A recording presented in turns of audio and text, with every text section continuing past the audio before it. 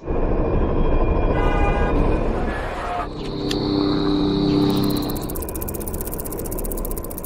need to use this time to think. We're not going back. But where are we going? What do we want for our planet, our communities, our future?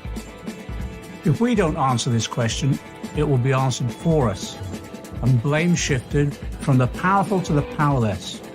We need each other now. We need to reflect and reset, strategize, organize, assemble, collective power. This is a network. Join, claim the future.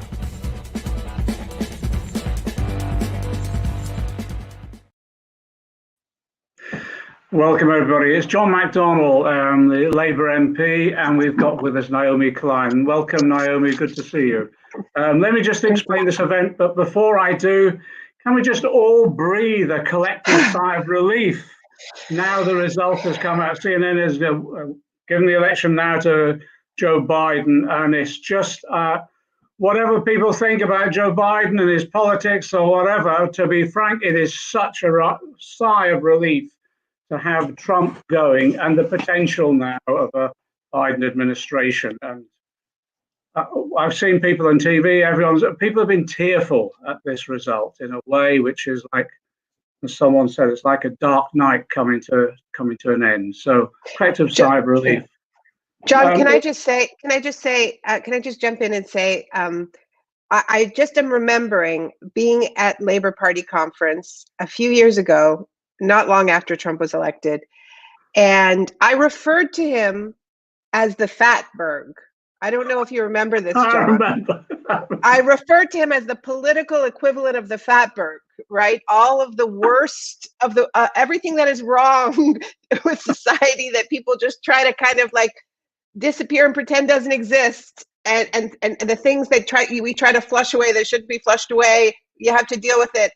That was Trump, just that amalgamation of all the worst of society. And I said to you then, we have to clear the drain in America, and then we can get back to work. And so I just want to say, we finally cleared the drain.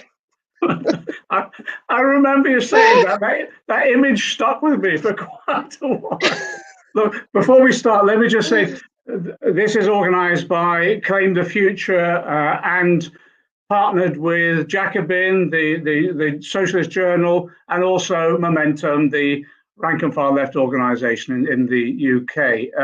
Just to explain, Claim the Future is just a group of us who got together a few months ago as a network, bringing together policy researchers, thinkers, think tanks with campaigners and others on the ground to try and look at the issues that we had to face after 10 years of austerity, but then also it was the beginning of the pandemic, what we had to deal with immediately during the pandemic, but then also to look to the future, the sort of society that we want to create. So that's the work we've been doing, bringing people together. If people are interested, go on our website, Claim the Future. You'll see some of the policy papers that we published, and also you can see how you can get involved. It's a network. It's not another organization. It's just bringing people together to talk about ideas, but then translating them into action and informing, I suppose, the ideas with the campaigns on the ground, and the campaigns on the ground with the ideas, the discussions that have taken place. Look, we've breathed a sigh of relief, which is great. But the purpose of this discussion is to try and learn some of the lessons of the US election, both for the left in the US and also for the left and progressives in the UK as well. And I'm hoping also one of the things that comes out of this is a much more systematic and consistent discussion between progressives and left on the US and the UK in the longer term. I'm hoping that will come from this discussion. The question I have, we're all elated, which is great. The Fatberg has been cleared. But what worries me, 70 million people still voted for Trump.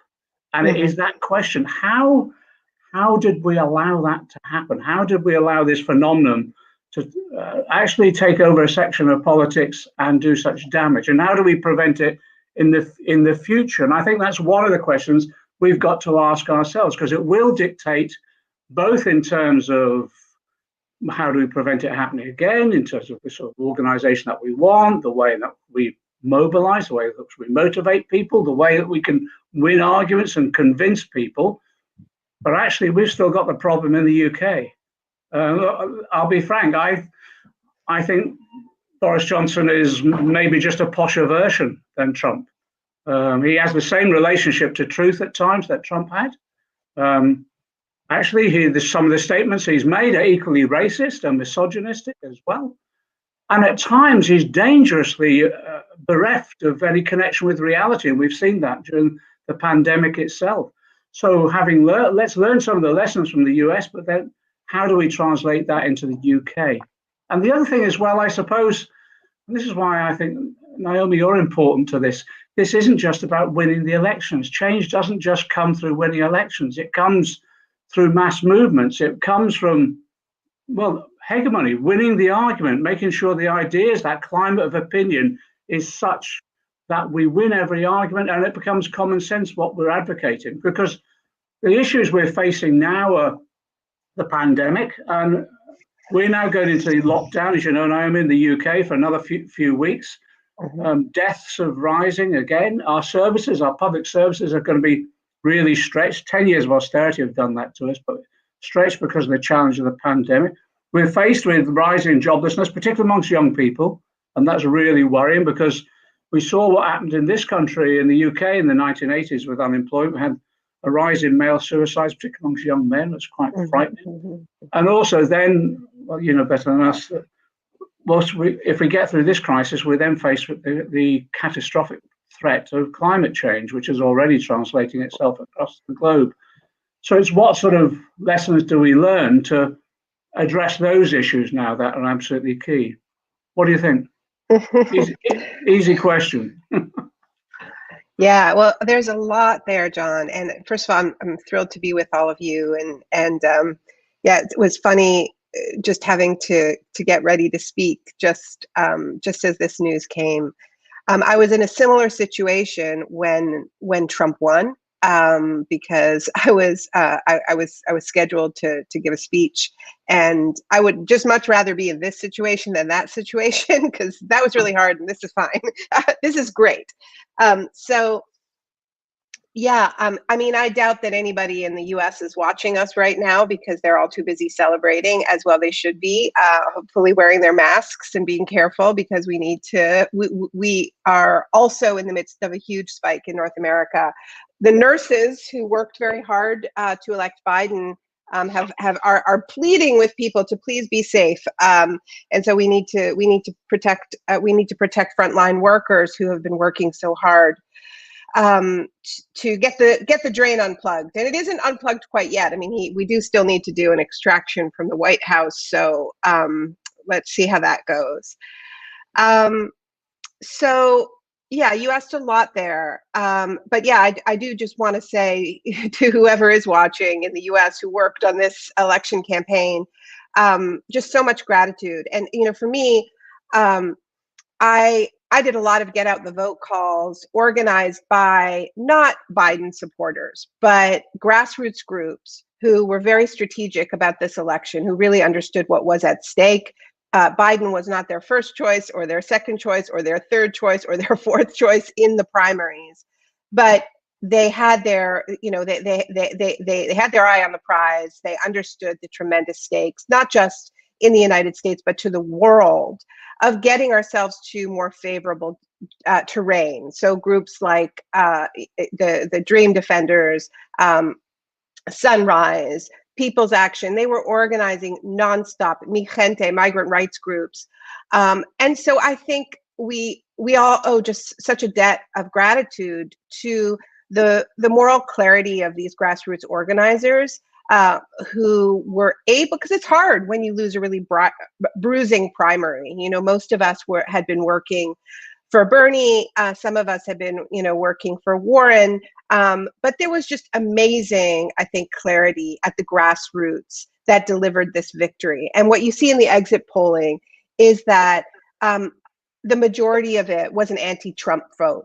And so we are in this dynamic where Trump's base cast an affirmative vote for him for the most part, right? Those votes were votes for Trump. And a lot of the Biden vote was a vote against Trump, not an affirmative vote for Biden. Something else really distressing that you see in the exit polling is that the number one issue for voters was the economy, not the pandemic. The pandemic was the second most important issue. And for the voters who ranked the economy as their number one issue, 82% of them, according to the Edison exit polls, which is sort of the, it's not gospel, but it is seen as the most credible exit polling. 82% of them who ranked the economy as their number one issue voted for Trump.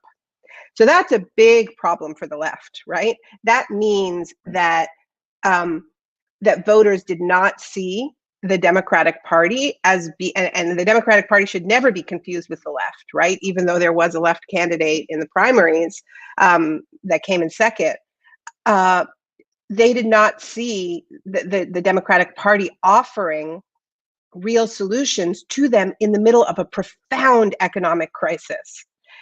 So this was not 1933 in the midst of the Great Depression, when Hoover was delivered a massive electoral defeat and became a one-term president, and FDR swept to power, because it was precisely the opposite dynamic. People were voting against a Republican Party that was seen as having hung them out to dry in the middle of the pandemic, economically, in the middle of the Depression. But there were also pandemics going on at that time, right? They were also dealing with smallpox. They were also dealing with the Dust Bowl. It was a multi-crisis moment.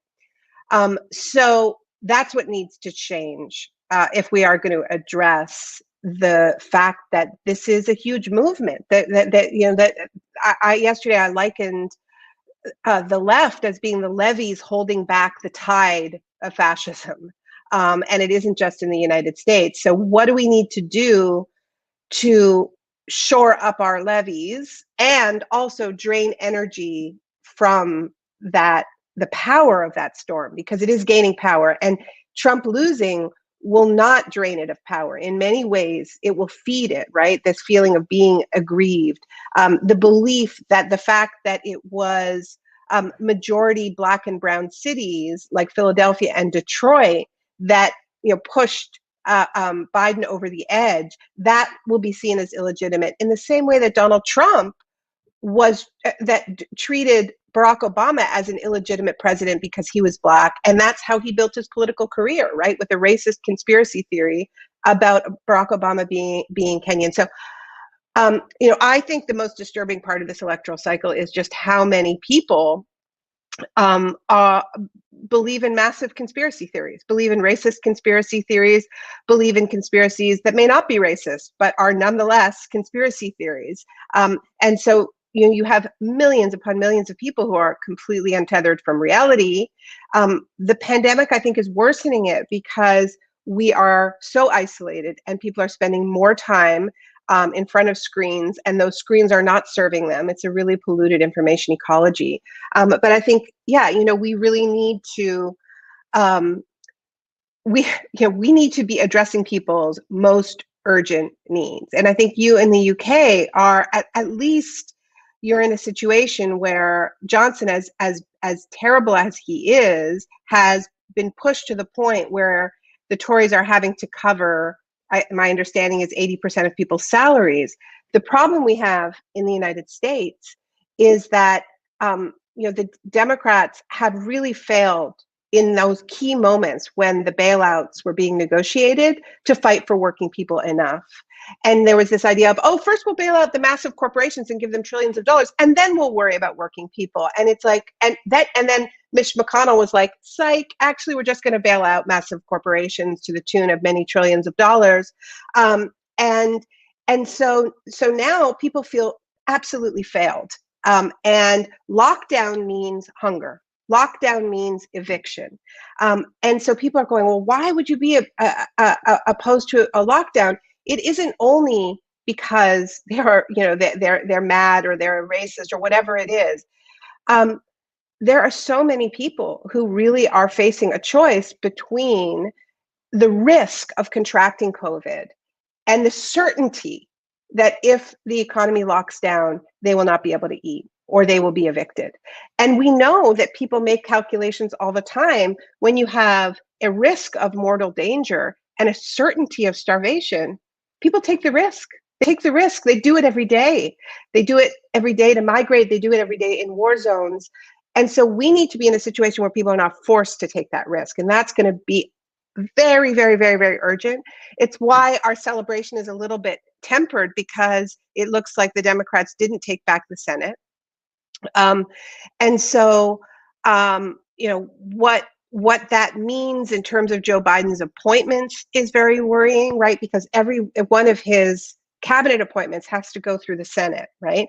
And so Joe Biden, being who we know he is, I think will very likely try to appease the Republicans rather than really using his full executive authority. And there are all kinds of things he can do with temporary appointments to not try to appease Republicans who really can't be appeased and are way better at playing that game than him. So, you said, what do we, like you mentioned a lot there, John, and, you mentioned what young people are going through, and these high suicide rates, high depression rates, high overdose rates. I think that is one area where I would like to see a Biden administration really prioritize out of the gate.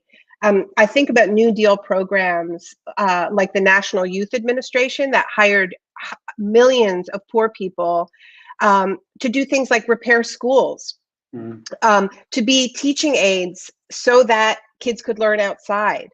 The National Youth Administration during the New Deal actually built TB isolation huts. I mentioned that they were in the middle of their own pandemics, including TB. And so one of the things that the National Youth Administration did is they built these kind of tiny homes, and they brought them on wheels to poor rural areas where there was somebody in the home who had TB, but they didn't have the space to isolate. So they would bring them one of these little tiny homes, and the person with TB would stay in the home, and then they would be visited by a nurse. And you think about how little we've been trained to expect of our government. During the Great Depression, they delivered homes to people, literally.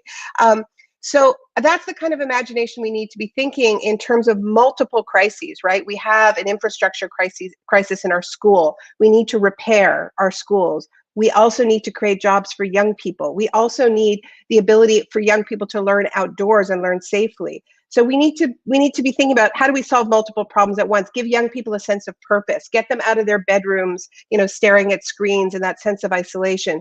Do it safely. It's possible to create kind of bubbles on work sites where young people are able to be with each other, because I think young people are missing each other so much, and that's part of what's feeding depression. I've had a question come in from Ken Barker. I mention people's names when they come up on the chat, because sometimes people have said, well, I think that John invents the questions. No, I don't. It's a guy called Ken Barker. He said, with the Senate still under Republican control and many states solidly Republican, what ways can the left work on a Green New Deal? What sort of mobilizations do you think are the most effective, Naomi, on the issue around, obviously the Green New Deal has been the policy program that most of us have united behind, and trying to translate that into more detail of what it means for local communities and how it can benefit people is trying to convince people with the argument as much as anything. Mm-hmm. Where do you think that goes? Yeah, it's a great question. I actually really encourage people to read a piece written by a friend and a colleague in the Green New Deal fight, Daniel Aldana Cohen, who wrote it for Novara Media, called "The Case for Climate Optimism Under Biden," and he outlines various ways that with the House, with Congress, and with executive authority, there's a lot that Biden can do. And there's some pieces of legislation that were drafted under Trump on a Green New Deal for housing, for public housing, for instance. That would be a place to work, and that would also, I think, be an area where you can, if there were big investments in green public housing, where we actually learn some of the lessons of this pandemic, where we were living in ways that which were kind of pod based, right? Where we were able to have multi-generational homes, and not these sort of big hulking buildings, which is what public housing I think looks like in the UK and the US, but more human scale, and with public services built into the public housing. And there's been lots of work and legislation drafted for what that could look like. And of course, we need it to be powered by 100% green energy. We need gardens. We need it to be beautiful. So yeah, I would encourage people to look into some of that. And it's going to be really critical who Biden appoints for as his housing secretary. There's a lot of movement pressure that's going to be happening right now around who the cabinet is, right? We lost so much ground with Obama when people were too passive as he surrounded himself with people like Larry Summers, Tim Geithner, people who were meant to kind of reassure Wall Street that nothing was going to really change. So, frankly, if Wall Street is reassured, we're in big trouble here, because there's an absolute divide between what is good for Wall Street and what's good for regular people, for everyday people. So that's something that he can do. Something else that he can do would be invest, and this is something that he's already promised in his election platform, his Build Back Better section. He talks about reviving the Civilian Conservation Corps, which is a program that FDR brought in during the New Deal. Once again, a youth employment program. So the Civilian Conservation Corps hired 2 million young people to plant 3 billion trees. They also built 800 state parks. So if we think about one of the lessons of the pandemic, it's been how important access to nature has been, right? That people have taken such solace in the ability to go outside and into public parks, and we just don't have enough of them. So young people could be doing that work outdoors safely. We could be creating lots of jobs, and we could be rewilding our world. We could be sequestering carbon. We could be rehabilitating wildlife. That is a climate solution, and it's also, I think, a way to get out of just arguing about a Green New Deal and start putting some facts on the ground. Because I think we've maybe hit the limits of what we can do with an intellectual argument about whether or not we should do this or not. People need to start experiencing the benefits of this, whether it's in the form of green housing or whether it's in the form of job creation, in rehabilitating lands and cleaning up polluted areas. That's the way FDR did it. FDR, if you look at a map of where he cited the hundreds of civilian conservation camps, he very deliberately put them in the rural communities that voted against him in 1933. And then when you look at his re-election map, many of those areas flipped because they weren't having an abstract debate about socialism, not socialism, and all the sort of accusations that were hurled in the first election campaign. It was just, look, this created jobs in my community. Things are better. And so I think that's, a lot of what we need to be doing is just doing the work and letting people experience it. You refer to what's happened here in terms of Boris Johnson. What is interesting is to win the election last year, he tried to concentrate the whole election on Brexit. But also what the Tories did, they tried to neutralize the anxieties and some of the anger as well about 10 years of austerity. And to do that, in many ways, they took some of Labour's policies and advocated them. And actually, after election, then we had commitments around huge investment in infrastructure, in the National Health Service, those sorts of things. But the issue there was, it was all sort of fairly mealy-mouthed. It was it was well messaged, but not much by way of delivery demonstrated. And particularly with regard, even on the issue of the environment, which they tried also to neutralize us on by, statements that sounded really grandiose, but there was no real policy detail behind it, particularly money behind the investment. But what's come across is, even before the pandemic, that there was big statements, but not much by way of potential delivery. And on climate change, no sense of urgency whatsoever. Is Is there a sense of urgency, do you think, on the issue of climate change, different in America as a result of what's happened on the West Coast in particular? And is that deep within the psyche of the Democrat Party now? So, look, I think that it is significant that Joe Biden won this election after saying in the last debate with Donald Trump that we actually do need to wind down the oil and gas industry. He said that, he also said, I'm not going to ban fracking. He said, I'm going to ban it on public lands. But when pushed, he said, we do need to wind down oil and gas. No US president has ever said that and won. No US presidential candidate. And Trump treated it like this big gotcha moment, right? Like, you heard it, everybody hear that? Like he was cutting the ad in his head, right? But it didn't work. And I think, that's due to, as you say, lived experience, right? It is, yes, the wildfires on the West Coast, but it's also just drought in the South. It is also flooding in the center of the country, which has been devastating for farmers. And it's also these historic storms after storm after storm. So I think people do have a much greater sense of urgency at the base of the Democratic Party, and I think it's trickled up. So yeah, I believe that Biden means it when he says that this is an existential crisis and we're going to act like it. I also believe that if the pressure isn't kept up, he'll forget all about that.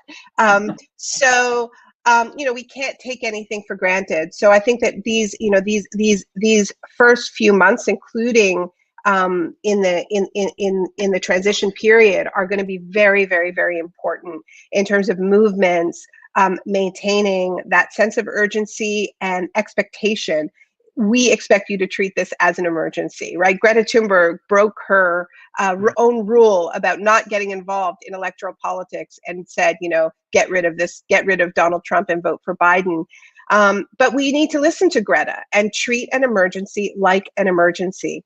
The other thing I think that is working in our favor is, frankly, that the oil and gas industry is running on fumes right now. And it isn't because of the great organizing of the climate movement, much as I might like to claim. It's because of the pandemic, and it is because it's also because of alternative energy, because of renewable energy. But the reason why people have lost jobs in this sector is not because we took them from them. It's because this is a boom bust economy, and it isn't a bust cycle. So I think in places like Philadelphia, like places like Pennsylvania, where Trump was counting on that fracking message carrying him, communities had just experienced massive layoffs from the oil and gas industry. They know this industry isn't taking care of them, right? So yeah, I mean, I wouldn't say I'm optimistic, but I think there is a case for climate optimism, to use Daniel Aldana Cohen's formulation. Naomi, on that note, on the optimistic note, can I thank you for joining us? It's been really helpful. It's been really good. Thank you. The timing couldn't have been better. Really good. I'm going to bring in the rest of the panel that we have now. Naomi, by all means, you could stay, but I think you must probably want to go and celebrate, don't you, somewhere? Maybe I'll listen for a bit. Okay, thanks a lot. That's really good of you. Okay, thanks ever so much for that anyway. It's really good of you.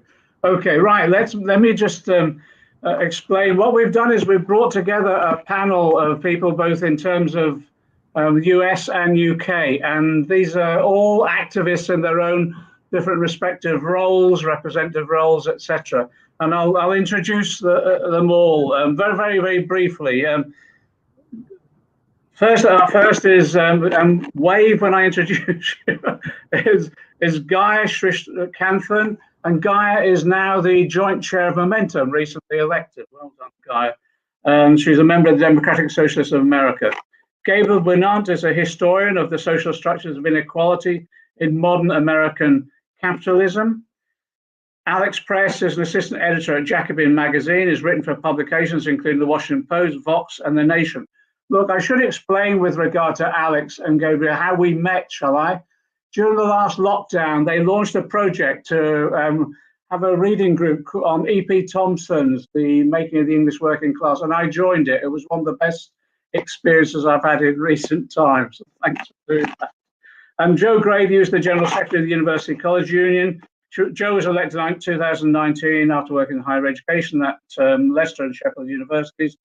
And then Dan Firth, who's the Director of Labour's Community Organising Unit, but he's about to move to NEF, the New Economics Foundation, to lead their campaigns on progressive economy. Look, there's no other way of starting this discussion off than other than positive victimization. So volunteering someone to kick us off. Okay.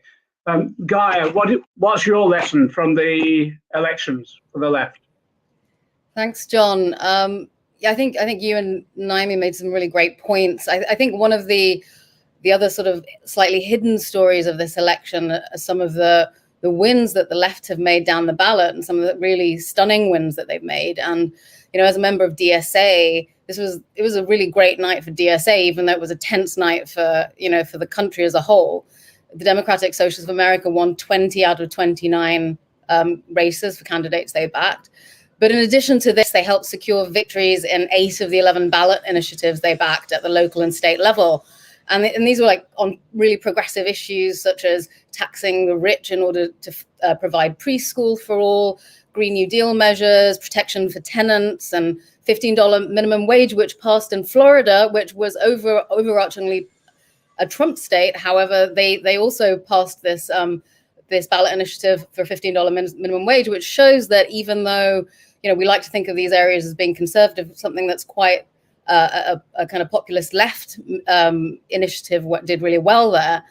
And I think the story behind this really is the sheer graft of organizing and grassroots mobilization behind these successes, and that's what we should be looking at. And Naomi kind of alluded to that. She talked about the different groups that were really pivotal in who gritted their teeth and worked for the outcome for the election. But it's not limited to mobilizing people to vote, but organizing to build coalitions and create political support for these policies and these candidates who were outwardly socialist and still won, even in states like Missouri, and often outspent 10-1 by corporate-backed opponents. And I think the idea for us is that when we organize well around good ideas, we can win. And I think this sort of ties into how, we in Momentum and the Labour Party could be working in coalition with other groups to win local elections, to develop community leaders and local campaigns, and using this model of organizing. And just one more thing, I think when Bernie fell out of the primary race earlier this year, I was sort of waiting for demoralization to take over DSA members, but instead everybody quickly turned around and started campaigning hard for socialist candidates for their primaries. And they had a lot of ownership over these candidates because they're chosen at the local level. Members participate in electoral committees to decide on which candidates should run. And I think that's also a lesson for the UK left, that when you have candidates that have popular backing, that members feel ownership over, and they've participated in selecting those candidates, there can be a lot of positive energy to plow into those campaigns and make real gains on the ground. Gabe, what lessons are we learning? Thanks, Gaia, for that. That's really, it's just set us up really in terms of, I think, what we need to be thinking about in the UK, definitely. Gabe, what lessons are there for us? Well, I would echo a lot of what Gaia and Naomi said. It strikes me that you began this question or this conversation, John, by asking, how can it be that 70 million Americans are still voting for this guy? And I really think the way I've been thinking about this, and also reflecting back on the Bernie campaign, is a question of where in the country people have had some kind of substantive experience of social solidarity and where they have not. So I think one important story coming out of the election is the role in particular of my former union, Unite Here, which is the Hotel and Food Service Workers Union. And I think about 80% of its membership have been remain laid off since the pandemic. That industry obviously has been particularly devastated. It's United Here is a complicated organization, but one thing that it's very much known for is a very kind of intense and disciplined organizing culture. And what that has meant is that they have been able to redeploy their laid off members into organizing on the ground in a handful of cities, including Philadelphia, Miami and Orlando and Florida, Phoenix and Arizona, and represented the single largest field operation for Biden in those states. And that, I think the effectiveness of that is very clear and evident, and flows very, very much from the experience that those members have had of already having participated in a kind of culture of organization and solidarity. And to stick with the example of that organization, back in the primaries, the leadership of Unite Here was very clearly trying to push for Joe Biden and get their members to support Joe Biden in the primaries. And they're very influential in Nevada, which is an important primary state because of all the hotels in Nevada, in Las Vegas. And the members, nonetheless, overwhelmingly, who are largely Latino women, who work in hotels, overwhelmingly supported Bernie Sanders against the sort of semi-explicit wishes of their leadership. And that too is about the experience that they already have had, right, of collective power and organizational capacity. And I think about where across the country do we have examples like that, and much more overwhelmingly, where do we not? And trying to consider the question that has been asked a bunch since Tuesday of how can it be that Trump has seemingly run up his score somewhat, with elements of more rural working class voters and with Latino and Black voters to some degree, marginal, but enough to increase his support. And I think we really have to think hard about what has happened in the absence of a kind of lived experience with social solidarity, and where the potential basis of that might be that we can begin to rebuild and expand off of. And do you see that industrially or community or where? Well, I think, to be frank about it, I think it's the possibilities for it are much clearer in urban settings, and that's a real problem, obviously. I think in urban setting, in a lot of big cities in the country, on an industrial basis and community basis, both, there's a kind of emergent, somewhat generationally defined, working class, much less white kind of formation that has started to grow within trade unions, particularly within the sort of new forms of service work, like hotels, like healthcare, hospitals, social care. That's manifest in some ways in trade union militancy. It's manifest in some ways, I think, in kind of forms of community and electoral activism. And to go back to the St. Louis example that Gaia gave, the member of the Democratic Socialists who was elected to represent St. Louis, Missouri in Congress, her name is Cori Bush. She's a nurse, and she became politically active through the protests and uprising in Ferguson in the kind of first wave of Black Lives Matter protests. And it's clearly there a kind of community experience of social solidarity against white supremacy and police violence that caused the voters there to become willing to break with the Democratic political machine and elect a different kind of candidate. So I think in the cities, we can see the sources of this. In rural places, I think it's harder to figure out. It's interesting. I'll come back to you because one of the questions that's put up in the chat by Tom G is how do you bridge the urban-rural divide? Because so often our urban activism fails to cut through out in the hinterland, both in the US and the UK. I'll come back to you on that. Alex, what are the lessons? Well, first of all, thank you for having me on. This has been great so far. So far, there's not much that's been said that I disagree with, both from the start with Naomi till now. In 2016, I was thinking a lot about this during the run up to the election and then Trump's success, the sort of sense of how could people be won to this guy's politics. And I think much like Gabe just outlined, for me, it was so clear talking to people who supported Trump that there was just this sense of such deep atomization that Bernie sort of helped during the 2016 primary introduce a different way of sort of experiencing and making sense of the world around you to a lot of people that hadn't heard those ideas before, but he didn't get far enough. And so a lot of people, I think, have never had this experience of sort of collective action, this experience of solidarity with one another. And so even like a charlatan reality star, if he seems like he's speaking to you, that's very appealing, because the Democratic Party, I think, for a long time has really lost the trust of working people, and hasn't really quite won it back. And so there's a lot of people to be won to certain politics. And I think the question of this election is, we sort of see the inroads that are being made towards sort of taking those communities that have been, whether it's deindustrialized or, atomized and alienated in certain ways, and sort of getting them back to a sense of community and solidarity.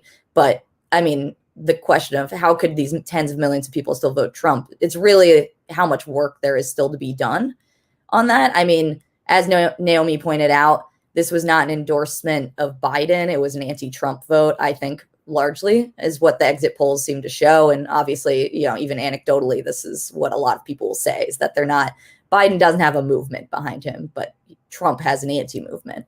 And so what that means sort of for the next 4 years, there's a vacuum of space going on here, in that Trump has been ejected from the White House, hopefully, within a few months. And so he has his movement, which I think Naomi's right. The loss can only, for a sort of diehard far-right people, will just energize people. The sense of the election was stolen by majority, sort of people of color in cities, put Biden over the edge. And so I think it's really just, it echoes the urgency of these various crises, that Biden is not going to lead on any sort of making inroads against that movement that has now been ejected. I don't expect Biden to sort of emphasize solidarity, or, he says he's the union guy, but he really doesn't stick his neck out for working people. So it's just, once again, that the Democratic Party is not going to lead on these efforts, and we just have so much progress left to make. And so I think this emphasis so far on what these groups have done, the fact that unions like Unite Here were sort of key in winning key states in this election, I think it's just, we're going to need more of that, right? And it's going to have to be a lot of pressure on Biden if we want to win in 2024.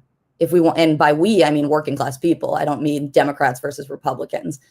So it's just, Biden is inheriting several crises, and I think doubling down on what we've been doing, which is sort of maintaining some distance from the likes of the Biden administration, and actually keeping our eyes towards rebuilding these social ties is going to be key. Just on that, do you think Biden will offer Bernie something, and should Bernie accept it? I have no idea. I don't think, there was some speculation about Biden offering Bernie the Secretary of Labor position. I'm not sure why that even was being discussed. It seemed like someone around Bernie maybe had leaked it to a news outlet in the US. I don't foresee that happening. I'm not sure if there would be a different position that Biden would offer, but I think in a certain way, even though Sanders works in coalition with the Democratic Party and in Congress, he maintains some independence by not being in a Biden administration. I think that might be for the best. I would say that certainly since Tuesday, there's been sort of more reporting coming out about Biden looking very closely at more conservative appointments to sort of, as Naomi said, appease the Republicans. So appointing, whether it's CEOs of companies or Republicans, to cabinet level positions. So to me, if we take that seriously, we should also assume that the opposite is true, which is that the left is not getting many sort of, Biden is not reaching across the aisle from liberalism to the left. What's interesting, someone pointed this out to me, is that no matter what, when Bernie failed to get the nomination, and in this election, nevertheless, he threw his support behind Biden, and did that in the interests of party, country, but also because it gave at least the opportunity then of a mobilization that could maybe influence the agenda in the future, or win the argument in the future that would then influence the agenda. I tell you, when Jeremy won I would have given my right arm for to have the support from some of the defeated elements within, particularly the Parliamentary Labour Party. But it is a lesson, that to win an election, you do have to have a relatively united party, and I'm hoping that'll be learnt here as well. I just wish it had been learnt after 2015. Anyway, not to worry. That's me just reminiscing. Sorry about that. Joe, what do you think some of the lessons we need to learn from the US elections and what's happened there? But you're at the forefront at the moment of a trade union that is in, it's not in conflict with the government, it's trying to, I think, influence a government that is imposing policies that literally are putting your members' lives at risk. What have we learned from the US elections that will actually take us forward in terms of your union and the engagement it has with its members and the wider community? So I think it's probably worth pointing out that the relationship with trade unions and electoral politics in the US and the UK, I think quite similar. And I think that there are lessons to be learned for both of us. And I think the comments that others have just made, not least you at the beginning, John, about 70 million people still voting for Trump, certainly that's a concern. But I think as an organizer, and I think this is sort of relating back to the question that you just asked, I'm really, really interested in all of those people who didn't vote. The 44% of the American electorate who are eligible to vote and who didn't vote. Because I think that what we have seen in the UK and presumably in the US as well is a relationship between the big unions and political parties that hasn't produced the goods, that doesn't seem to address the most urgent concerns for working people, or, at the very worst, have become servicing or kind of business unions. And I don't think that is how we're going to reach out to people who don't vote.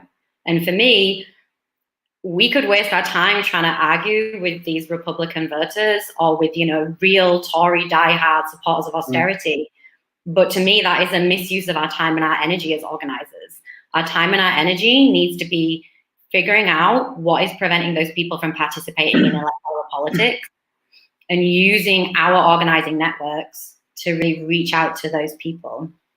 And I think in terms of trade unionism in the UK, but I think that there is also evidence of this in the US, is that we have been too conservative and we haven't organized the entire worker, but we've sought to, the entire person, but we've sought to organize the worker on what we think are their workplace issues. And it's meant that we have not been influencing parliamentary politics in the correct way, that we've sometimes kind of demanded loyalty from people who quite rightly have legitimate concerns with the party they're being asked to vote for. And I think, to echo what some of the other speakers have said, we've seen real discipline in America on the ground from organizers and from voters who, in some circumstances may have held their nose and voted Democrat because they know that a vote for Democrat is a vote for the hope of saving democracy and building for better.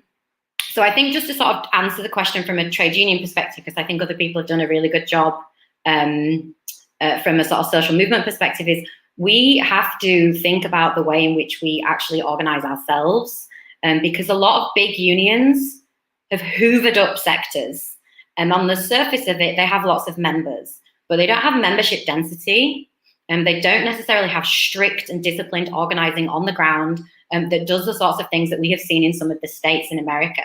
And I'm going to just pick Nevada as a very quick example. And I say this as someone who is not like an American politics nerd, so apologies if I kind of brush over some of the nuance.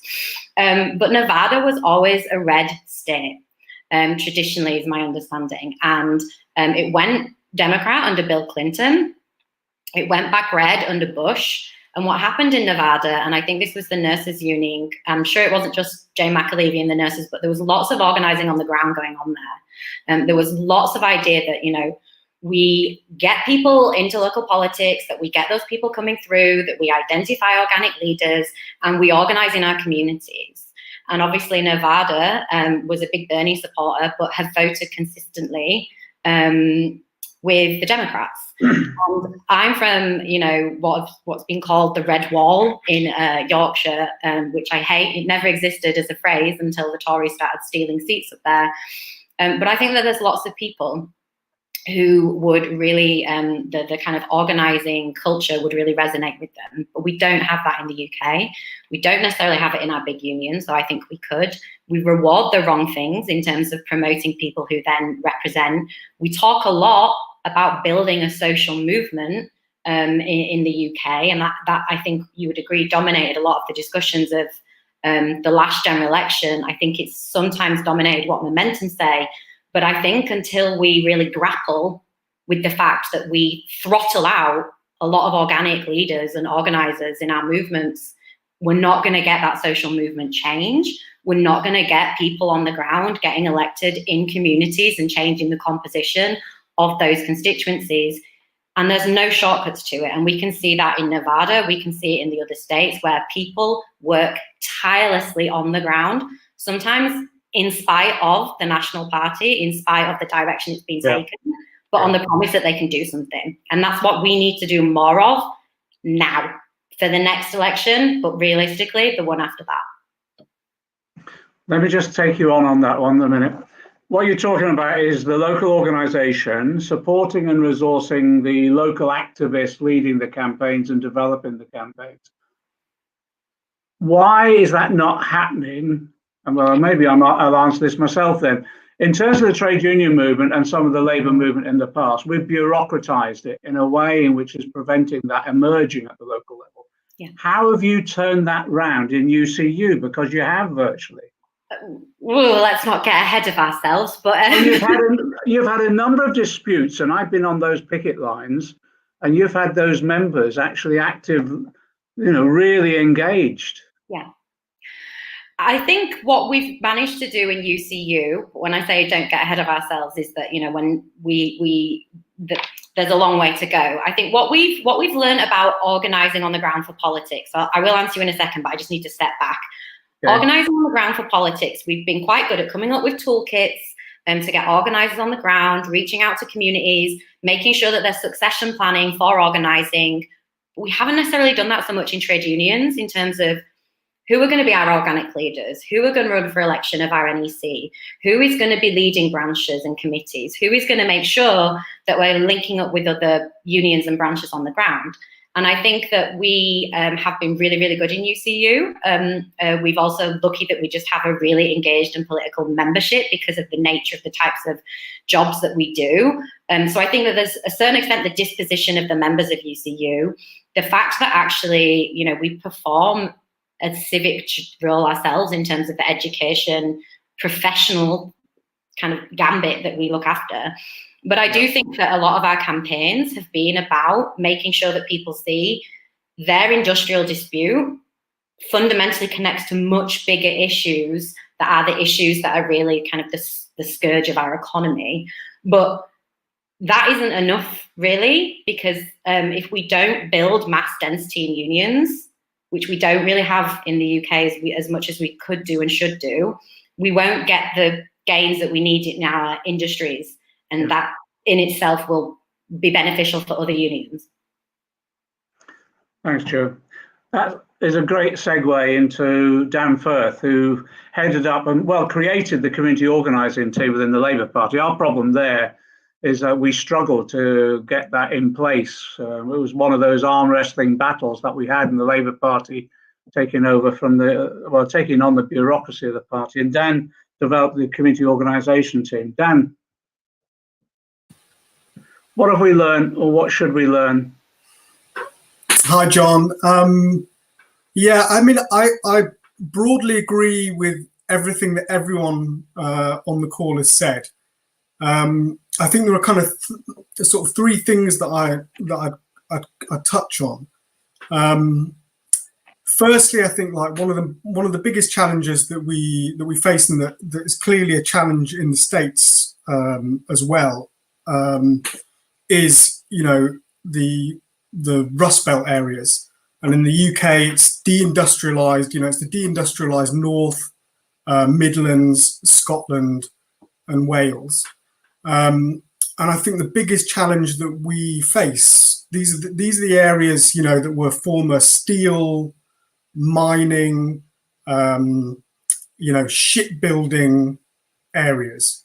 And it was the sort of heartbeat of a lot of the Labour Party in the UK and a lot of the union movement, and obviously in the States, a similar issues there as well. And obviously these are the areas for Labour in the last election were the areas that Boris Johnson won in, with his, you know, get Brexit done messaging, take back control.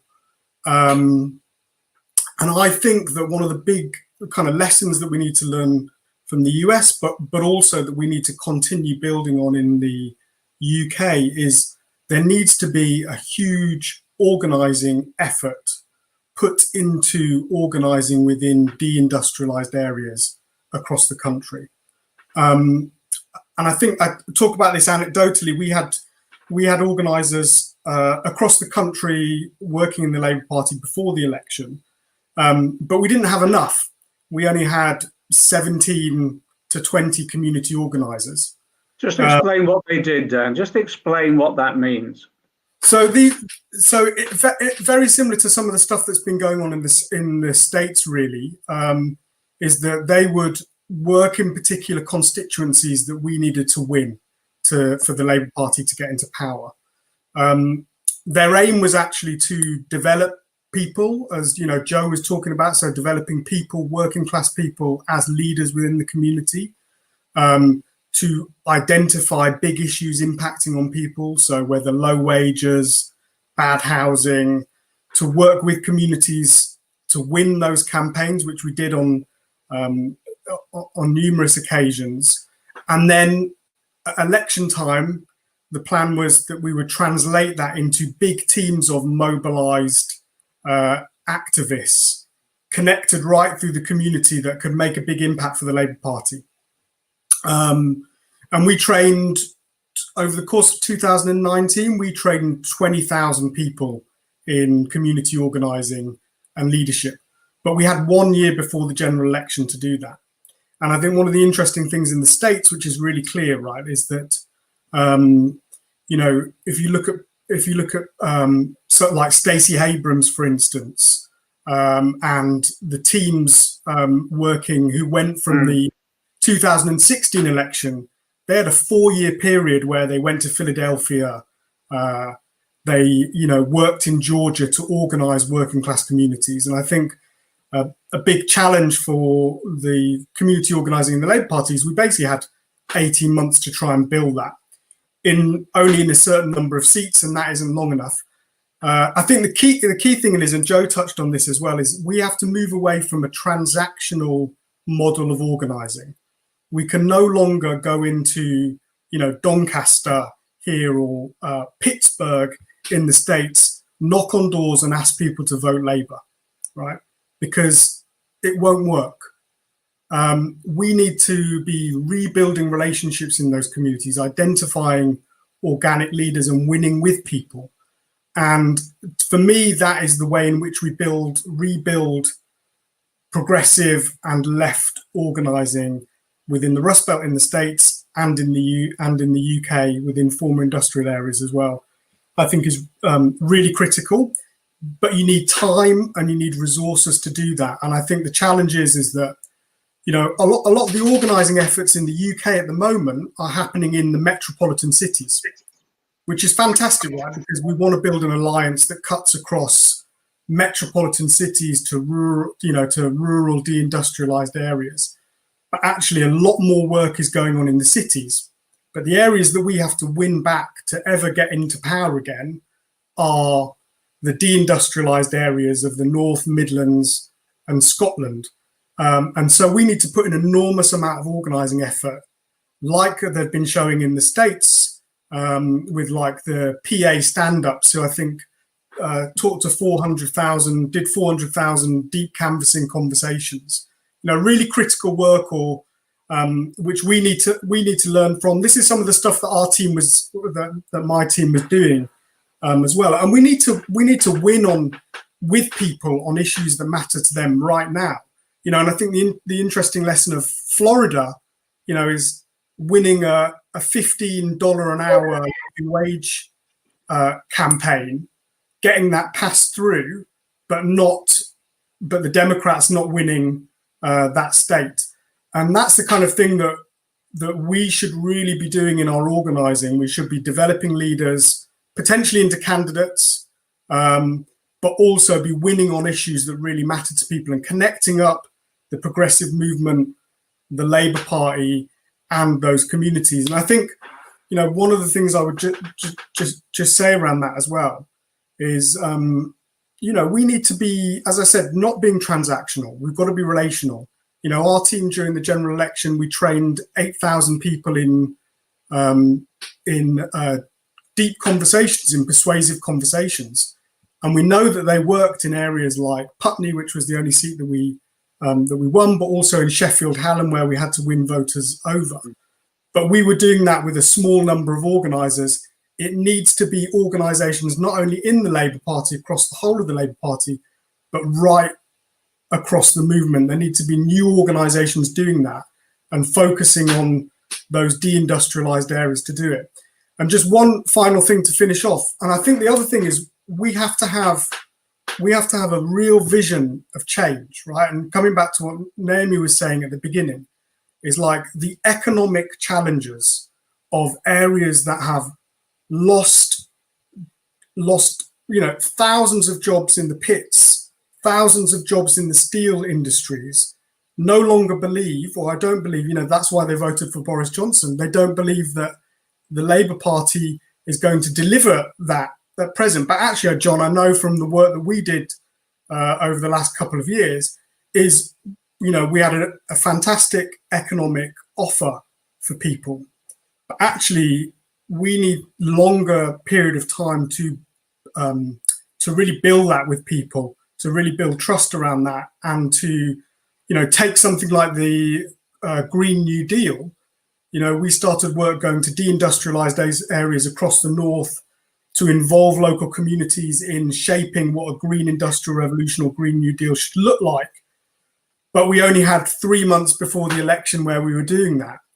And, I strongly believe if we'd have started that work 4 years beforehand, where we involve people in determining what a green industrial revolution would look like, getting people involved in the policy making, but also winning with communities around those campaigns, that is the way that we are going to win back deindustrialized areas. When we present an offer, we organize with people, but we also present an offer that is a real transformational economic offer for places where jobs have been lost. And that is a huge challenge for us. And just to say, the one thing that is really important in this as well is making sure that we do not just focus on the deindustrialized areas, but it is critical that we build an alliance from the city to the town, or the rural to the urban. And a progressive alliance that wins will be the one that builds a multi-ethnic force across the country and unites people around that vision. Yeah. Naomi, you want to come back in and comment? Yeah, this has been fascinating, and it's so good to hear these reflections. I thought one piece of good news maybe was Joe Biden's speech at the Democratic National Convention, which was like just an empty parking lot, if I recall. He, I think, did a good job of outlining the moment that we're living as a moment of 4 crises: the pandemic, the economic desperation and crisis, the climate crisis, and the crisis of racial injustice. And he didn't talk about how these crises intersect and feed one another, nor did he tell a holistic story of how we exit from those crises and map out what the next economy looks like. Nor should we expect him to. That is not who Joe Biden is. But it is, I think, a reflection of movement work that he mapped the world that way, in those as a moment of 4 crises. And so now I think that movement work is really, really urgent in terms of providing that vision. The vision is not going to come from this team. You know, this is like a 90s throwback, right? I mean, we dragged the corpse of neoliberalism over the finish line. Like, let's be very clear about what has happened here. But I think the work that movements have done in not just having the oppositional no to neoliberalism's worst ideas, but a forward-looking yes of the world that we want instead. What the movement for Black Lives has been doing in the work of explaining what abolition would actually mean, of moving resources from the infrastructure of incarceration, of policing, of war to the infrastructure of care, and of course the Green New Deal, which we've talked about. We laid out a vision that was inspired by much of this movement work in a little film that we did called The Years of Repair, and I think that framing is a really helpful one, maybe. So I just throw it out here in thinking about this period as a period when we repair the brokenness of our world, right? So that means repairing the tremendous damage to our infrastructure and investing in the infrastructure of care, in public health so urgently in the midst of the pandemic. This is also low carbon work. We always need to remember that and remind ourselves of it. Repairing the damage done to the natural world in terms of cleaning. There's so much work to be done in rural areas, just cleaning up the damage, the toxic pollution. And there isn't a lot of retraining that needs to be done to clean up the messes left behind by the oil and gas industry, by the coal mining industry that have already been mentioned. Repairing our stuff in terms of escaping from the logic of endless consumption and planned obsolescence that our natural world cannot withstand, and repairing our relationships to one another and our relationship to history, and not being afraid to even use words like reparation. So I think it's a really fertile framing. It comes from all of this movement work. And so I would just throw that out there. I'm really moved by, John, by what you said about how you would have given your right arm for the kind of grace and vision that Bernie Sanders has shown in this period, working tirelessly to kick Trump out and to lift up an amazing new generation of leaders like Cori Bush, who was mentioned, Jamal Bowman, given how shabbily he was treated. And I don't know what the solution is to deal with liberalism. But I think one of the reasons why Bernie did what he did is because he understands the stakes of what a second Trump term would have meant. He didn't do it for love for the Democratic Party. He did it because he is connected to the most vulnerable people. And that's true leadership. But he also, I think, partly did it because he couldn't live with being blamed for a second Trump term. And he knew that he would have been, right? I mean, I'm not in his head, but I do know that there have been, like, basically every election in living memory, the left has been blamed for the Democratic Party's losses, right? And that simply cannot happen. Although they're trying, of course they're trying, but it's completely absurd, right? So we are in a very urgent narrative battle now, where we have to be clear that actually the left won this election, that the Democratic Party did not have an affirmative vote. And that is scandalous. That is absolutely scandalous in a moment like this, that all they managed to do was get an anti-Trump vote. It is scandalous that they put as high risk a candidate as Joe Biden, who everybody gets nervous when he goes to the mic, even to accept the presidency, okay? This is scandalous that they took that risk. And they did it because what really animates the power brokers in that political party is smashing the left, not beating fascism. That is scandalous. And we have to keep saying it. And we know that if Bernie had won, he may well have lost to Trump, but not because he didn't have anything to offer to those Trump voters, and not because he didn't have the people with him, but liberals would have knifed him the way they knifed Corbyn, and they would have run Michael Bloomberg as an independent and split the vote. You know, they were ready to do it in 2016. So we need to be, I think, very, very open about how incredibly reckless they are. You know, they talk about the stakes of you know, Boris Johnson and how dangerous he is, and Donald Trump and how dangerous he is. But again and again, they show that they're willing to risk it. And they came way too close this time. Yeah, yeah. I just going back, well, just anecdote really, and people forget this, is when we took over, and this is why I've said to Jeremy and all the others as well. I said it then, if we ever lose off, whenever we stand down, we mustn't ever treat people the way we were. And I just give this anecdote. When there was a Treasury debate, any Treasury initiative in the Parliament, I would have the mass ranks of the Tories against me and baying at me as they do in that sort of public school manner. But the PLP used to boycott the debates. So there was just me and my team, three of us, against the whole of the Tories. And actually, in some ways, it did actually teach you a lot more about how to handle Parliament in that way. But I vowed then, whatever happened to us, we would never, ever do that to our successor. But on the framing issue, I like the framing of repair. I certainly do. The issue for me is the framing. All the framing has got to be, let's repair. Right? It's not about going backwards either. It's actually laying the foundations to go forward. And some of the work that Madeleine Williams, who coordinates the Claim the Future, we've been discussing, is bringing people together to talk about how you develop that narrative again. Let's look at how we develop it in the discussions, but then also, we're professional campaigners. How do you test that narrative as much as you possibly can in those debates and discussions? Gabe, you wanted to come back in about the industrialized communities and organization. That's right. Thanks, John. Well, as it happens, Alex and I are actually both from Pennsylvania. I'm from Philadelphia. Alex is from Pittsburgh, and my own academic work is about Pittsburgh. So this is a question that I think both of us have thought a lot about. And I really, again, appreciate and would echo what Naomi and Dan have said. But to just speak a little bit more about these areas and the kind of challenges and opportunities there.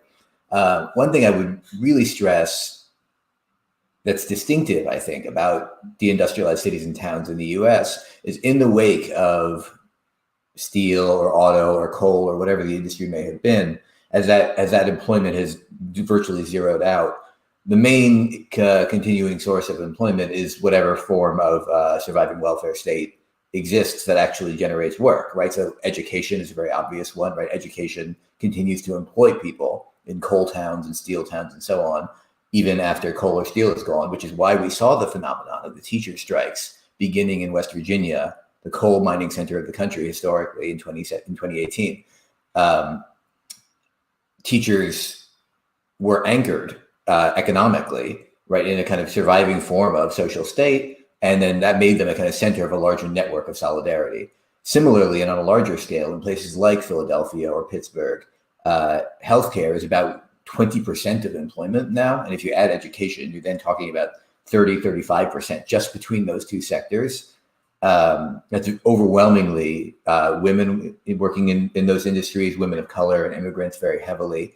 And I do think that forms a real industrial and social basis for some of what we've started to see in places like Pittsburgh, Philadelphia, Detroit, St. Louis. When John asked if I would join this discussion, and we talked about who else might be good from the US, I suggested, but we weren't able to get them in time, two recently elected local officials in Pennsylvania, one in Philadelphia named Nikhil Saval, and one in Pittsburgh named Summer Lee. And I just want to say quickly a word about each of them. Nikhil Saval is an academic and writer by profession, but he coming out of the Bernie campaign in 2016, co-founded an organization called Reclaim Philadelphia, which sort of repurposed the surviving legacy of the Bernie 2016 campaign into a grassroots relational organizing operation in Philadelphia, which claimed for its first major success the election of a much more progressive criminal prosecutor for the city of Philadelphia, someone who was interested in scaling back the huge apparatus of the carceral state in that city. His name is Larry Krasner. And they built off of that to then elect several candidates, including Nikhil himself, to the state senate against the city machine. In Pittsburgh, Summer Lee, in 2018, she's a young African-American woman. She's a lawyer by profession, but she was involved similarly in Black Lives Matter and kind of anti-carceral state organizing there. She defeated the Democratic machine to get elected to the state assembly in 2018. She, like Nikhil, is backed by the Democratic Socialists of America. But I think what's really interesting about Summer Lee, she represents a kind of core former steel mill area. in Braddock, Pennsylvania. And she defeated the Democratic machine, including all of the unions backing her opponent in 2018. This time running for re-election, she was opposed again by a number of the industrial unions and the Democratic Party machine again, in particular over the issue of environmental racism, that she has opposed fracking in her district, which would create jobs and create union jobs, in fact. But this time around, the service workers unions backed her. They switched sides and they backed her. And she won quite overwhelmingly. And I think at the local level in these places, we can start to see the really existing forms of social solidarity that survive in Rust Belt and deindustrialized places, allowing for movement candidates to begin to win. But there is very serious and intense confrontation that has to happen with Democratic Party machinery, obviously, and even with more conservative and bureaucratic trade unions, which have shown their willingness in many cases to stand with the Democratic Party machine. So I think, with some good analysis, we can identify real opportunity, but there'll be real conflict involved. Trump being gone maybe gives us a little bit more opportunity to push that, because we won't be attacked as supporting Trump by criticizing Democrats in the same way. But I think the Rust Belt, it's right to focus on the Rust Belt, and there's a lot of work that we can do there. But the argument will be used now that you can only win with a centrist leader or candidate, and that's the worry I've got, that that will encourage some to take avoid policy commitments or avoid radical policy commitments that we actually desperately need with the crisis we face. Alex, come in. Yeah, so I wanted to, Joe talking about the internal sort of organizing model of her union just made me want to delve a little bit more into labor politics and unions in this election. But first, I just want to say, following up from what you just said, John and Gabe, describing Biden as neoliberalism's corpse, as Naomi Klein did, is exactly right. I mean, I think as far as the idea that the message being advanced now is that you need to run a centrist to win, I can't emphasize enough that is what a Biden administration is going to be about. And obviously, I think everyone on this call is aware of that. But I just, we start off, rightfully a little optimistic. The news had just come out that Biden won. But I really think, when John, you invited me to this event, and it was lessons for the left as far as what is the left's next 4 years going to look like in the United States. Just the idea that there should be no illusions at all about where a Biden administration's allegiances lie. I mean, Biden almost comically has this instinct to reach across to famously white supremacists, but certainly the average Republican far sooner than he reaches across to a working class person or a socialist or anyone on the left. So the idea of, it's great that Trump's out of office, because the real fight is, from my perspective and what we see, is liberalism. And I just wanted to say that, for me, this election, part of that was borne out, sort of these crises of both liberalism's continued failure to fight for working class people, but also unions sort of being blocked and not evolving into this sort of political education they need to build actual power back for working people. Really played out I'm like a broken record on this, but there was a ballot measure in California called Proposition 22. And of course, the presidential ticket and who won is the big news that comes out of Tuesday. But I think for a lot of people in the labor movement, the fact that this proposition passed is sort of the big headline. So Proposition 22 was more or less written by tech companies, gig economy companies like Uber, Lyft, DoorDash, and it excludes its workers from labor rights. So it allows them to keep their workers classified as independent contractors rather than employees. It allows them to evade minimum wage, the obligation to provide health care. It creates what the executives themselves are calling a third way, like a third category, someone who's not actually a worker, whose rights a boss has to defend.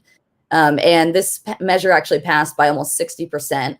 The company spent $200 million in propaganda during waging the campaign, making it the most expensive ballot measure in American history. And instantly, Uber and Lyft CEOs and high up started saying, we can't wait to export this across the entire country. And so to me, this is not only horrible for working class people, but also this campaign was launched in House Speaker Nancy Pelosi's district. The Democratic Party in California, which dominates the state's governance, didn't fight very hard on this. Kamala Harris, is very tied to the executives of Silicon Valley. While she and Biden sort of once tweeted that they are against Prop 22, there's no sense that they're really going to stick their necks out on this as some of the richest people in the world start trying to force this on the rest of the country. So I just feel like there's a real need to look at where the battle lines are drawn here and keep in mind that the Democratic Party truly, at every level, its machinery is opposed to being a party for workers. We don't have a workers' party in America. And the sort of side note to that is that labor leaders themselves in this country, as Gabe pointed out, are often on the wrong side of this. And we saw it in sort of the tentative exit polls and vote totals for this election that plenty of union members voted for Trump. And part of that is a story about labor not doing political education, not trying to win their members to a different understanding of the world or a different politics, just sort of letting things be. There's this real separation in America between politics and economics within unions, the sense that, unions, for plenty of reasons that could justify, like sort of, legal reasons, they separate these things out and say, we're not going to delve too deep into politics and political education. A union is not a political entity. It's just about bread and butter issues, and they sort of often, labor leaders disavow any kind of political commitments. And they just say, we're just here for making your work life better, organizing just the worker rather than the whole person. And I think, there's, of course, some unions that are better on this and are willing to really have these conversations and build political education, but there are so few and far between in America. And I think the story of Trump and the story of now the next 4 years is also going to be a story of internal struggles within organizing for itself, which it's an existential question when you have things like Prop 22 coming down the sort of ballot across America now. That's a whole nother crisis along with the other ones that Naomi mentioned. It's forever the case.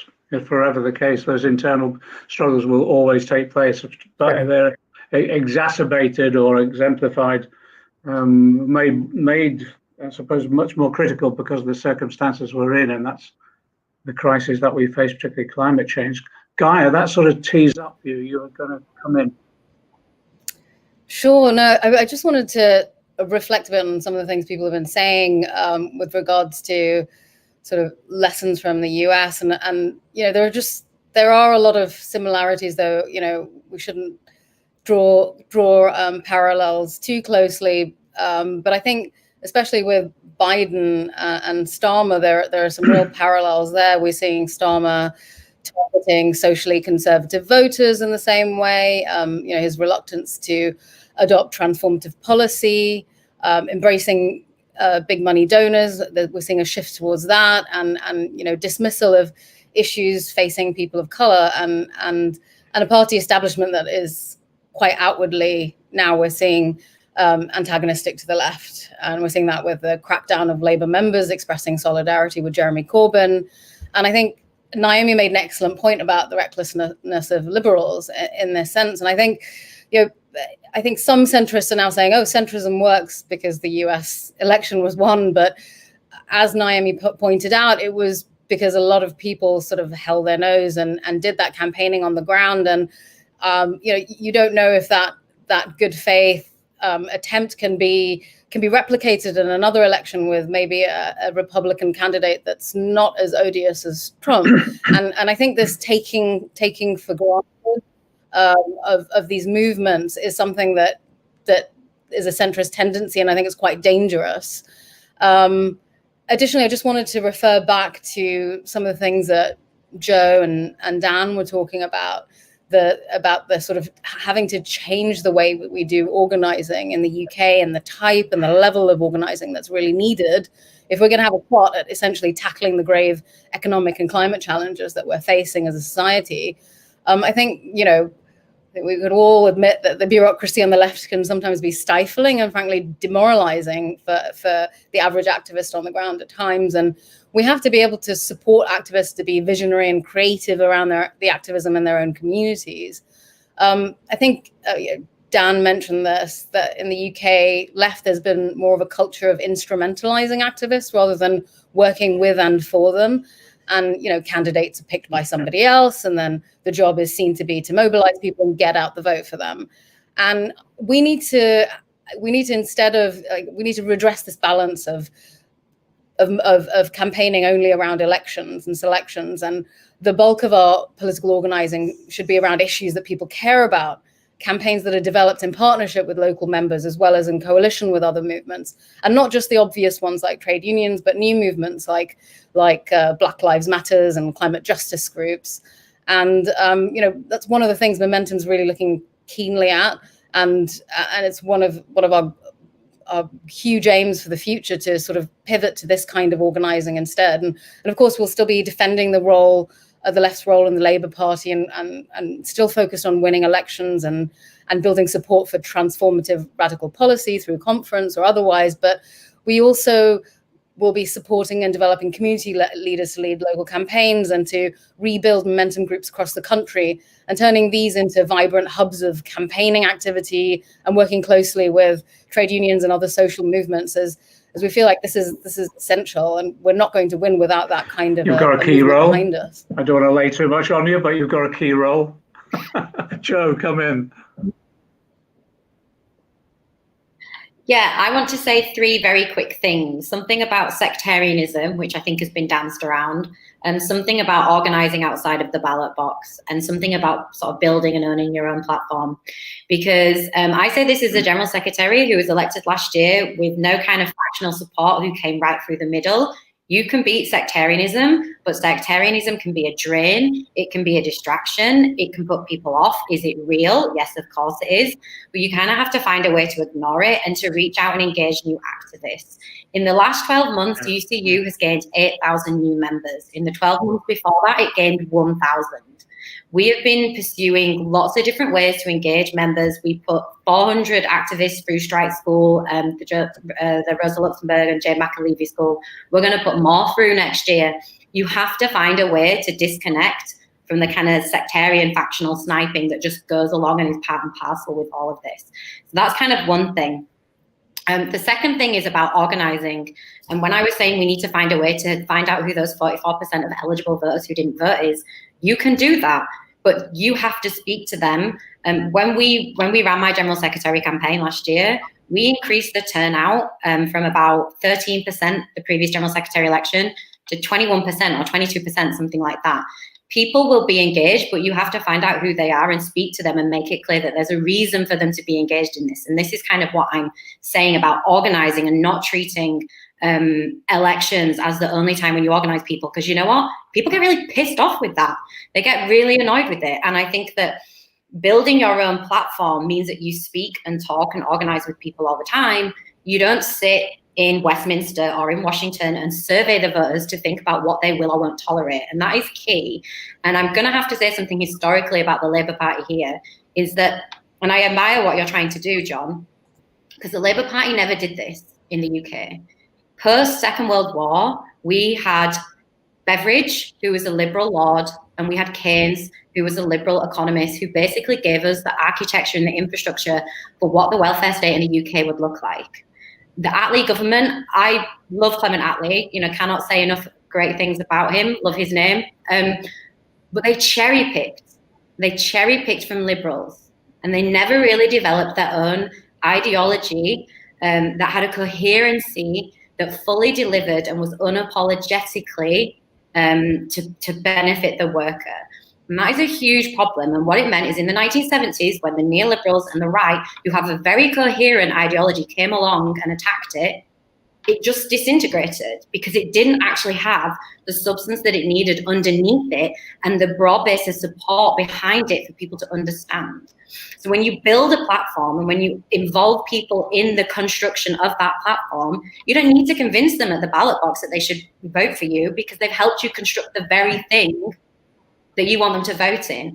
And that's how you, for me, you win big, but it's why I say there's no shortcuts. It's a lot of work. And I agree with what Dan was saying previously. We might not be able to pull it off in the UK by the next general election. But do you know what? If we can't, that just means that we have to work harder for the next time, because we have to learn long historic lessons of not doing this. And I mean like decade-long lessons of not doing this, in as much as we have to learn lessons of the last few general elections in the UK. The discussion we've been having at Claim the Future is around how do you, looking at the last two major political economic paradigm shifts, which were basically the Labour government after the Second World War and then the Thatcher government in the 1980s. And yes, it was a whole, they had detailed policy programs, but that wasn't that got this paradigm shift. It was actually a vision around certain basic principles. And with the Attlee government, it was around the whole concept of collectivism, solidarity, that then resulted in public ownership. With regard to the Thatcher government, it was around individualism. Market always determined the decision-making process. The market always, the hidden hand of the market always best. And as a result of that, therefore, private possession, private ownership, privatization, etc. What we were looking at is what are the sort of visionary principles that a new paradigm may be built upon. I think that's the next debate that we have to have. But I agree with you. The one thing with our objective in the last two Labour manifestos was that irreversible shift of balance of wealth and power. It was the power issue that was the thing, and you can't give that away in terms of you can take power in terms of state institutions and seek to devolve power, but actually it has to be taken, and the way you take it is by building up those grassroots organisations. And it's the point that Alex and Gabe and all of you and Dan and me, it's around real life issues that we should be campaigning around to demonstrate the vision that we can develop in community by community, street by street. Right the way across the regions and nations of the UK. Dan, you want to come in? I'm the worst chair and facilitator of any meeting because they never stop. But if I better bring you in and then I'll have to wrap up, I'm afraid. Is that okay? Otherwise, I'll go on all night when I chair things. You know what it's like. I'll be quick as well. Really, it's just actually touching on what you just said, John. I think, coming out of the COVID-19 crisis, some of the key sort of core values that have been shown throughout that, which have been about care, they've been about mutualism, they've been about solidarity, and they've been about community. And I think there is a lot of work that we can do around building policies and organising action around those. My worry is if we don't do that work now and urgently, we will lose that. But I think there's a lot of core values that people are demonstrating across the country that we really need to build on and show support for. Thanks, Dan. Let me just draw everything to a conclusion by thanking everybody. Look, the key issue for me now is we breathe a sigh of relief that Trump has gone. I want to be able to breathe that sigh of relief with regard to getting rid of Johnson as soon as possible. But in the interim, before we can remove this regime, because that's what it is basically, before that, the work that we put in now is absolutely key. And I think the lessons are exactly as you said, really. It's hard work on the ground, developing the ideas, and it's the old concept of practice, the theory into practice. Of course, we develop the ideas, but we do that as building a movement. And it is about, I think, the point that we've all made, it is about the work on the ground that we do and mobilizing, community organizing. And it is about developing those individuals that could take leading roles in our individual communities and can be socialist examples within their own areas as well. And I think that's critical for us now. I'm extremely disappointed with Gabe and Alex. You haven't been able to draw upon an E.P. Thompson quote in all of this. What was the point of reading that book if you can't quote from it on a daily basis? But finally, I was going to dare Gabe to bring up E.P. Thompson, but I decided not to. I wish you had. You shouldn't be so instrumental about book clubs. You might use it in the future. Yeah, we will. Final point is this. We always proclaim ourselves in the UK Labour Party as internationalists, but we never talk to anyone much beyond our own individual country. Simple little countries, that's it. The lack of understanding and the lack of awareness of our different politics is I think is a real mistake and holds us back. I've learned, I'm extremely tired because I've been watching CNN for 5 days solid. And John King now is almost a member of the family. He's become a cult figure in this country now. And I've learned so much about individual language and other aspects of it I never knew before. But actually, we need to ensure that we have a consistent and systematic relationship between the UK and the US left. And we need to start building that as rapidly as possible. So one of the things that Madeline Williams and myself were talking about, and Ali Milani and Dan, who are the organizers with us today, is that what we're going to try and do is set up a series of discussions now, bringing together activists and others and political representatives from the UK and US just to talk through issues of common struggle, really, and ideas and lessons that we can learn from one another. There was a few people that Alex and Gabe recommended today that we were trying to get hold of as well, but again, time didn't permit, and we'll make sure we draw upon that. But these will be people who are at the sharp end within our communities, and we'll try to do the same with Dan and Joe and Guy. We'll have to try and think through as well how we do that with the same in terms of finding people here and just develop that discussion on, and also look at joint strategies that we can pursue, and in some instances too, joint actions that we'll need to mobilize. I hope this has been worthwhile anyway. I want to thank all of you for participating. I want thank everyone who plugged in at any stage during this discussion. I'm going to leave you in peace now because one of my lockdown things for the next few weeks is I am actually going to learn to play the trombone, but I won't blast that out now.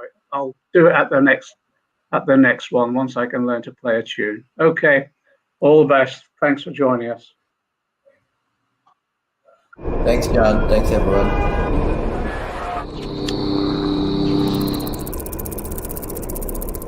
We need to use this time to think. We're not going back. But where are we going? What do we want for our planet, our communities, our future? If we don't answer this question, it will be answered for us and blame shifted from the powerful to the powerless. We need each other now. We need to reflect and reset, strategize, organize, assemble, collective power. This is a network. Join, claim the future.